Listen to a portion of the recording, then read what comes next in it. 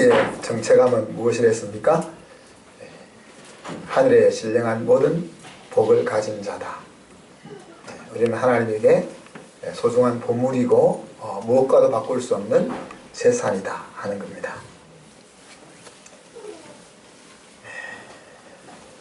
그래서 사도 바울은 그것을 내 것으로 삼게 하기 위해서 하나님을 아는 지식이 그들에게 있도록 기도했고, 또 우리가 이 땅에 존재하는 것은 선한 일을 위해서 존재하는 거다. 그래서 우리의 인생은 본능을 따라 짐승처럼 사는 것이 아니라 소명을 따라 사는 것이다. 그리고 그렇지만 하나님이 가지고 계신 설계도가 있지만 우리는 그 설계도를 지금 만들어가고 있는 공사 중에 있는 존재다. 그리고 그 공사 중에는 나만 공사하는 것이 아니라 너도 공사하고 우리가 함께 공사가 되어져 간다. 그래서 지난 시간은 이런 과정 속에서 우리가 낙심할 이유가 없다. 특별히 하나님의 안경을 우리가 끼므로써 이와 같은 상황 속에서 우리가 하나님 앞에 바로 서야 될 것들을 우리가 살펴보았습니다. 오늘 14절에 보면은 이러함으로부터 말씀이 시작됩니다. 그래서 13절에 나와 있는 사도 바울의 환난이 에베소 교회 성도들의 영광이므로 그렇게 이어서 나가는 말씀입니다.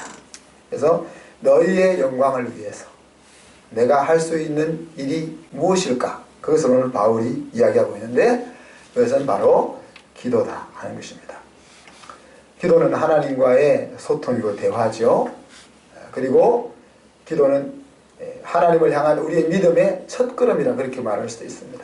우리가 믿음이 있다 하는 것을 하나님 앞에 가지고 나아가는 첫걸음이다 그렇게 말할 수 있고, 하나님이 앞에서 언급했던 그 모든 자원들, 우리에게 주신 그 모든 자원들을 내 것으로 취하는 열쇠다 그렇게 말할 수 있죠. 근데 오늘 바울의 기도 속에는 그 바울의 마음속에 에베소 성도들을 향한 강한 열망이 녹아져 있음을 우리가 보는 겁니다. 그리고 이것은 이루어지지 않으면 안 되는 것이고 반드시 이루어져야 되는 것이고 또 반드시 이루어질 것이라 하는 것에 대한 열망이 담겨 있다. 이것은 성도들의 승리하는 인생을 말하는 것인데 그 승리는 성도들이 편안하게 어려움 없이 사는 것이 아니라 하나님이 목적하신 그 설계도를 완성시키는 그것을 의미한다 하는 것을 우리가 같이 생각해 볼 수 있었으면 좋겠습니다. 그래서 바울의 첫 번째 기도는 우리가 1장에서 살펴보았던 것처럼 지혜와 계시의 정신을 주셔서 그 하나님을 아는 지식에 자라게 기도했고, 오늘 3장은 두 번째 기도로서 충만한 인생을 위해서 꼭 갖춰야 될 것들이 무엇이냐, 그것을 위해서 오늘 바울은 뭐라고 얘기했습니까? 설교 제목처럼 특별하게 무릎을 꿇고 빈다 그런 표현을 썼습니다. 기도는 다 무릎을 꿇고 비는 거지만은 특별히 내가 무릎을 꿇고 빈다 그렇게 소개를 하고 있는 것입니다. 바울은 기도하기 전에 그 기도의 서루에서 먼저 기도의 대상이신 하나님을 소개합니다. 저와 여러분이 기도는 다 하나님 앞에 하죠. 그런데 우리 각자가 기도하는 하나님이 다르다는 거예요. 우리가 어떤 하나님께 기도하느냐 하는 것은 내 신앙의 그 모습에서 나오는 것이고, 또 내가 어떤 하나님께 기도하느냐 하는 것은 내가 어떤 것을 응답받을 거냐 하는 것들을 이미 확정해 놓는 것과 같다. 그렇게 말할 수 있습니다. 내가 하나님을 전능하신 하나님으로 알고 그 전능하신 하나님 앞에 기도한다면 우리는 얻을 수 없을 것이 없을 것입니다. 그러나 내가 하나님을 알지만은 하나님을 우리 아버지와 같은 하나님으로 안다든지 나와 같은 하나님으로 알고 기도한다면 우리는 고만한 것밖에 얻을 수가 없을 것입니다. 여러분은 하나님을 어떤 아버지로 알고 있느냐? 우리가 똑같이 기도하고 많이 기도하지만은 우리가 그 기도의 대상이신 아버지를 어떻게 알고 있고 어떤 하나님께 기도하느냐가 중요하다. 그 하나님을 아는 지식이 우리의 기도의 질을 좌우하는 것입니다. 아이들의 생각의 수준은 자기와 같은 선상에서 아버지를 생각합니다. 그래서 아버지가 가지고 있는 생각과 계획을 헤아릴 재간이 없습니다. 오늘 바울이 알고 있는 아버지, 또 바울이 부탁하고 있는 이 에베소 교회 성도들의 충만한 삶을 위해서 부탁하고 있는 대상인 그 아버지가 누군지 한번 보세요. 20절에 보면은 더 넘치도록 풍성하게 응답하시는 아버지라고 했어요. 우리 아이들이 여러분에게 나와서 용돈을 달라 할 때, 무엇을 살려고 손을 벌릴 때 그 여러분의 자녀들의 마음은 어떤 마음으로 나오는 것 같아요? 우리 아버지는 mp3를 사달라 하면 핸드폰을 사주실 분이야. 우리 아버지는 노트북을 사달라 하면 뭘 타블렛을 사주실 분이야. 그렇게 나오는지, 아니면 이거 어떻게 우리 아버지 짠돌이가 내가 안 사줄 건데 이걸 어떻게 구워 삶아서 사게 얻어내냐, 이런 모습으로 나올 건지 생각을 해보십시오. 성도들의 마음속에도 그렇다는 거죠. 하나님 앞에 나아가서 무엇을 구하는데 이것을 하나님이 주실까 하는 생각이 있다는 거죠. 근데 오늘 바울은 어떻게 이야기합니까? 더 넘치도록 풍성히 주시는 하나님 그렇게 얘기했습니다.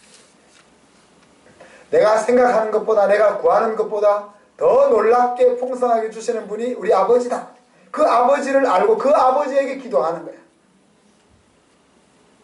우리는 하나를 달라 하면 반을 주는 아버지를 알고 그 아버지 앞에 기도하지만은, 바울은 하나를 달라 하면 열을 주는 아버지를 알고 그 아버지께 기도하는 거야.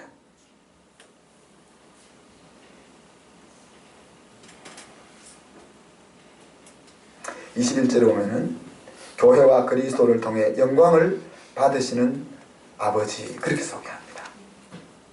근데 그 아버지께서 우리의 기도를 통해서, 우리의 삶을 통해서, 우리의 모든 일거수일투족을 통해서 높임을 받으시기를 원하고 그것을 기뻐하시는 하나님입니다.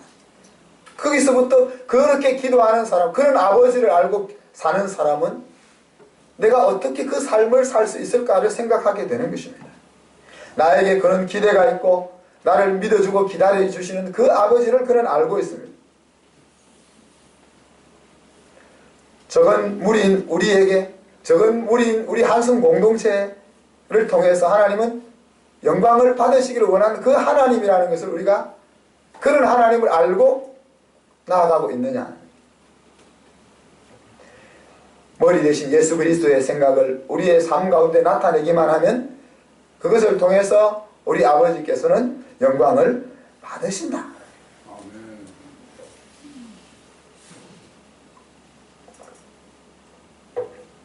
더 넘치도록 풍성히 응답하시는 하나님이 응답을 안 하신다면 그것은 나에게 필요 없는 것이거나 내 인생을 망가뜨리는 것이기 때문에 응답하시지 않는 겁니다. 오늘 바울이 알고 있는 그 하나님을 우리가 안다면은 우리가 하나님 앞에 나아가서 달라고 구하고 나서 염려하거나 불안해하거나 초조하거나 속상하거나 할 일이 없다 하는 거예요. 나는 이것이 지금 없으면 죽을 것 같고 이것이 꼭 지금 이루어져야 될 것 같지만 그것은 아이의 어린 소견인 것이고 아버지의 소견으로 보면 이것이 지금 나에게 와서는 내 인생을 망가뜨리기 때문에 이것이 나에게 지금 와서는 내 인생이 승리하는 자리에 나아가는 것이 아니기 때문에 그런 것까지를 생각할 수 있다는 거예요.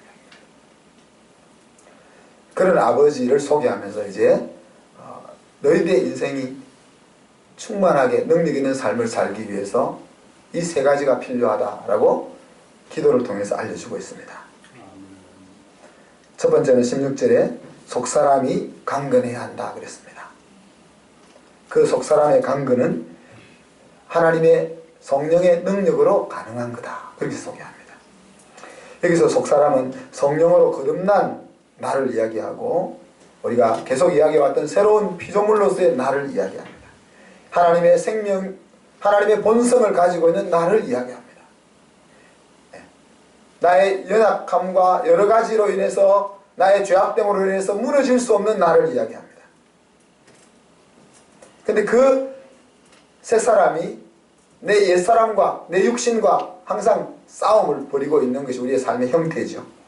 그래서 성경은 우리에게 남아있는 싸움이 있다면 사단을 대적해서 이길 그런 싸움이 아니라 이미 승리한 싸움 속에서 육신을 새 사람이 넘어서는 그 싸움이 필요하다 그랬고, 그것은 다르게 표현하면 믿음의 싸움이라 그렇게 표현했습니다. 믿음의 싸움은 내가 싸워서 쟁취해서 가져오는 것이 아니라 이미 하나님께서 나에게 허락하신 그것을 내 것으로 취하는 싸움인 거예요. 그러니까 우리의 싸움의 자세가 다른 거예요. 우리가 기도해야 하나님이 뭘 주실 것이고 내가 헌신해야 하나님이 뭘 주실 것이냐가 아니고, 그런 싸움이 아니고 이미 예수 그리스도의 능력을 보혈을 통해서 하나님의 신성한 본성을 통해서 우리에게 건강과 능력과 물질과 재주와 모든 것을 주셨는데 그것을 내 것으로 내 삶 속에 나타나게 하기 위한 싸움이다. 그것은 믿음으로 취하는 싸움이다 하는 이야기입니다. 강건하다는 것은 옛사람이 끊임없이 본능으로 살게 나를 유혹할 때 그것을 대적해낼 수 있는, 도전할 수 있는, 그것과 싸움을 붙일 수 있는 힘을 이야기합니다. 그것은 오늘 성령으로 가능하다. 성령으로 가능하다. 내 속사람을, 내 새사람을 강건케 하는 것은 성령으로만 가능하다. 성경 속에 성령으로 라고 이야기할 때 그 성령으로라는 말 속에 담겨있는 의미는 무엇일까요? 여기서 도구로서의 성령으로 이야기할 때 우리가 생각해낼 수 있는 신앙의 모습들은 어떤 것이 있을까요? 우리가 영어로 기도하는 것 될 수 있겠죠. 영어로 기도하는 것 될 수 있겠죠. 그리고 로마서에 보면은 영의 생각을 따르는 것, 영의 생각으로 내 심령을 가득 채우는 것, 그 두 가지가 성령으로라고 이야기할 때 중요한 내용들입니다. 우리가 영어로 기도하고 우리의 심령 속에 성령의 생각들로 가득 채우면은 그게 뭔 말이야? 내 속사람이 강건해진다. 내 속사람이 강건해진다.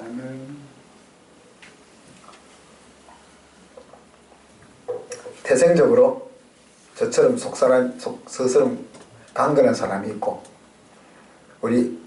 제가 똑같이 닮은 아들처럼 태생적으로 이 속심령이 약한 사람이 있어요. 어제 그런 문제를 가지고 우리 아들하고 한참 이야기했는데, 이 심령이 강해져야 됩니다. 여러분, 심령이 강해져야 된다는 것은 강팍해져라는 것이 아니고 강팍해져라는 것이 아니고 부드럽지만은 어떤 것으로도 위축되지 않을 수 있는 강함이 이 속에 있어요. 네. 그것은 무엇으로 가능하다고요? 성령의 생각으로 내 심령을 가득 채우는 것, 그리고 영어로 기도하는 것, 그것을 통해서 어떤 세상의 생각들과 공격들이 나를 향하여 다가와도 그것으로 인해서 마음이 위축되지 않을 수 있는, 이 심령이 속사람이 무너지면 싸움은 필요도 없는 거예요. 전쟁의 승패는 전투를 잘 하느냐 잘 못하느냐에 달려있는 것이 아니라 전쟁에 임하는 그 자세에 달려있는 거 아니에요. 그래서 저와 여러분의 이 속사람이 강건해지지 않으면 싸움에 나갈 이유가 없는 거예요. 싸우는 거에 나가봤자 지는 거야 그냥. 그래서 여러분이 살아가면서 영어로 기도하고 영의 생각으로, 성령의 생각으로 이 심령 속을 계속 채워야 됩니다. 육신의 생각으로 계속 채우면 몸은 자꾸 약해지는 거예요. 초콜릿이 먹고 싶다고 자꾸 먹으면 어떻게 돼요? 면역력은 자꾸 약해지는 겁니다.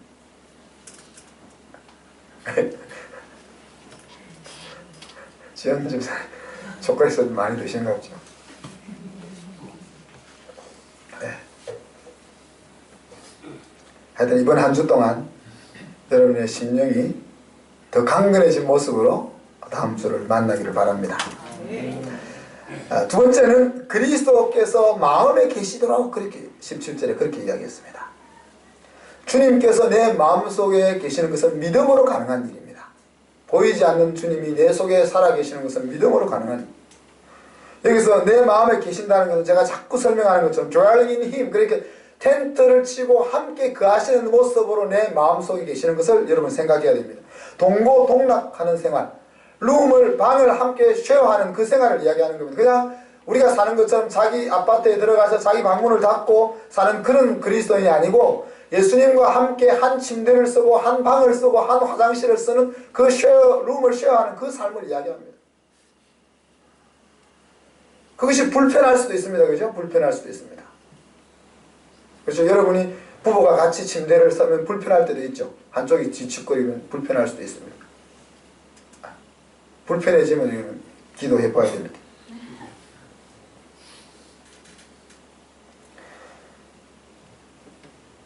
주님께서 우리와 같이 주님과 함께 방을 쉐어하는 스타트는 믿음으로 시작되는 거죠.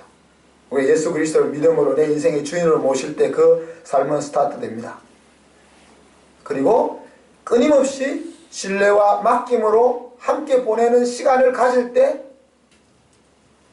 그리스도께서 마음속에 능력으로 강하게 살아계시는 것입니다.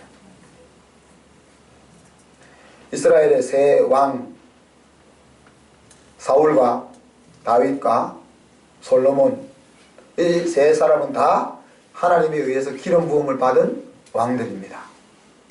그러나 그 세 사람 중에 한 사람만 하나님의 마음에 합한 왕이었고 많은 시대를 초월해서 우리가 본받아야 될 하나님의 지도자로 부름을 받고 있습니다. 사울은 왕으로 기름 부음을 받을 때 생김새나 덩치나 능력이나 모든 면에서 탁월했다 그랬습니다.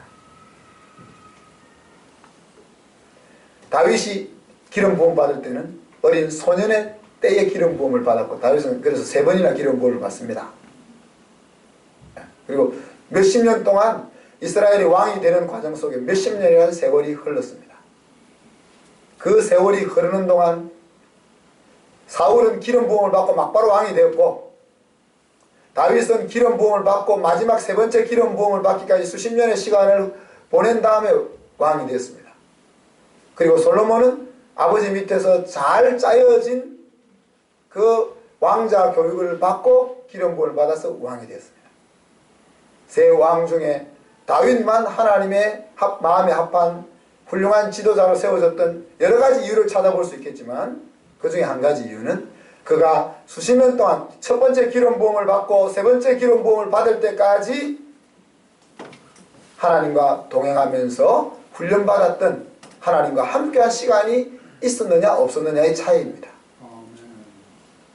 사울은 기름 부음을 받고 그냥 훈련 없이 하나님과 함께하는 시간 없이 왕이 되었고 솔로몬은 아버지의 후광을 입어서 그냥 하나님으로부터 기름 부음을 받고 왕이 되었지만은 다윗은 수십 년 동안 하나님과 동행하는 하나님과 함께하는 그 삶을 통해서 겸손과 하나님을 전적으로 의지하는 믿음의 훈련을 받아 그 후에 비로소 왕의 자리에 올라갔다 하는 것입니다. 이것이 그리스도가 우리의 마음속에 함께 같은 방을 쓰면서 함께 거하는 시간에 얼마나 중요하냐 하는 것들을 우리에게 보여주는 것입니다.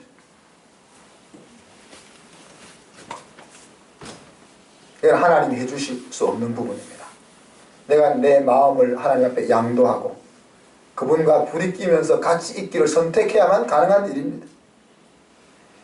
하나님이 나보다 더 지혜롭고 나의 확실한 후견인을 하는 그 안경을 끼었을 때만 내가 내 방에 마음의 중심이 되는 그 방에 하나님을 모실 수가 있는 겁니다. 여러분들 이 안경을 모두 끼고 있죠? 안경이 바꿔야 될 때가 됐는지 대답이 잘 안 해요. 안경을 끼고 있습니까? 네. 아직 안 끼고 있더라도 아멘 함으로써 이제 이때부터 낄 수 있기를 바랍니다. 마지막 3번째는 뭡니까? 19절에 하나님의 충만에 이르도록 그렇게 표현했습니다.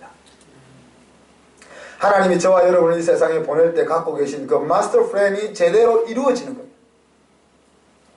우리가 성전 공사 중이라고 이야기할 때 설계도를 가지고 건물을 지어 나가는데 지금 건물을 짓고 있는 그 모습이 우리의 최종 목적지가 아니라는 거야. 근데 우리는 자꾸 지금 보는 그 모습을 최종 목적지로 생각하는 거야. 우리가 우리 자식들을 바라볼 때 그렇게 바라보면 안 돼요. 하나님의 손길이 닿아서 하나님이 이 아이를 향하여 가지고 계신 설계도가 완성될 때를 바라보고 그렇게 우리 아이를 대해줘야지, 공사 중에 있는 아이를 바라보고 그것이 다 된 것처럼 그렇게 바라보면 걔는 거기가 공사가 끝나는 거예요. 거기서. 우리 각자에 대해서도 마찬가지입니다. 내가 바라보고 있는 지금의 나의 모습이 하나님의 설계도에 완성된 모습이 아니라, 하나님이 나를 향하여 가지고 계신 설계도가 있는데 그 설계도가 완전하게 만들어지기를 그렇게 이야기하고 있는 것입니다.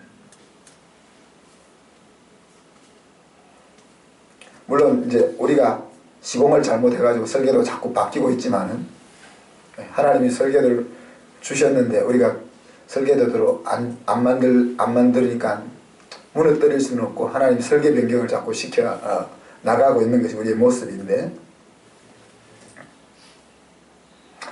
그 설계도가 완성되어 가는 과정 속에는 17절에 뭐라고 했습니까? 사랑 가운데서 뿌리가 박히고 터가 굳어진다 그랬습니다.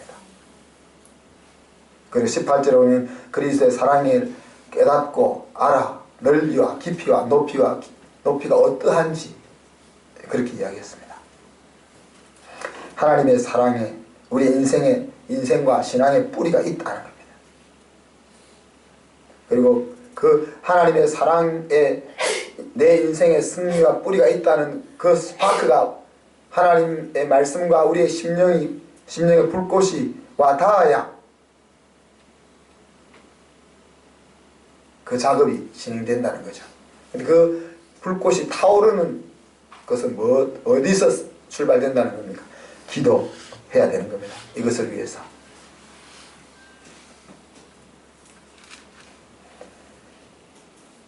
하나님의 사랑이 우리의 마음과 불꽃이 튀도록 우리가 기도해야 돼요. 우리 자녀들이 하나님과 자녀에 대해 마음이 그 스파크가 터지도록 우리가 기도해야 돼요. 그 스파크가 터지면 그 뒤는 우리가 조금만 연료만 조금씩만 공급해 주면 됩니다. 근데 스파크가 터지지 않은 곳에 우리는 기름을 쏟아 붓는 거죠. 우리 아이들한테 기름을 쏟아 부을수록 불은 안 붙는 거예요.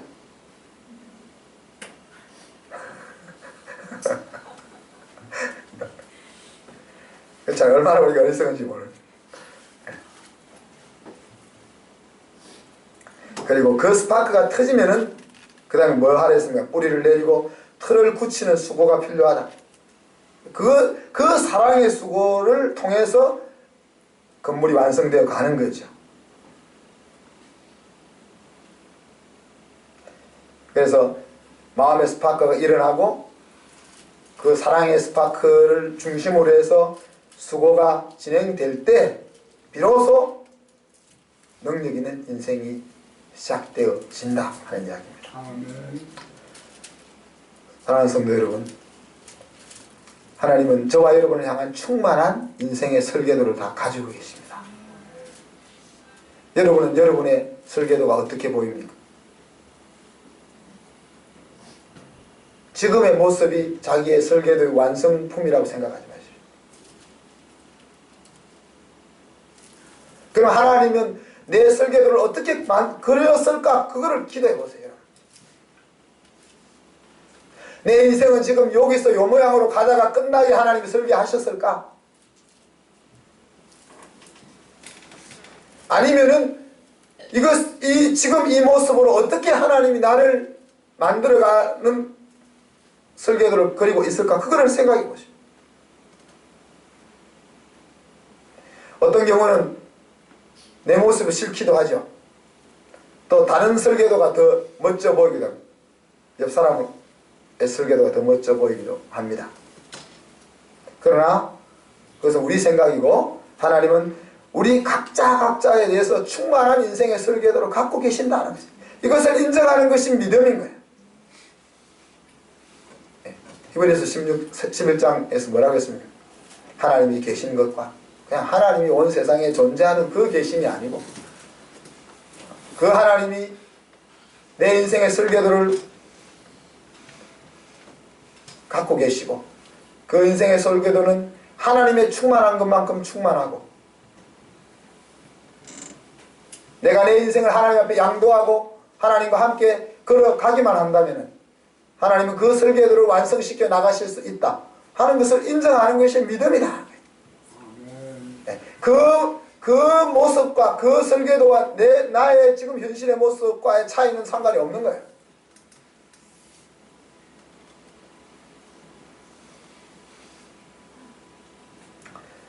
이 설계도가 완성되어서 복된 자리에 이르기 위해서는 하나님의 사랑에 대한 확신과 그 사랑 안에서 누리는 삶이 필요하다 그랬습니다.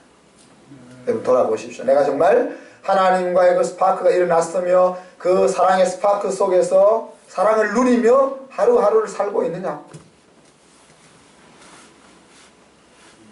또 그 사랑의 확신을 기초해서 내 인생을 그리스도께 양도하고 있느냐?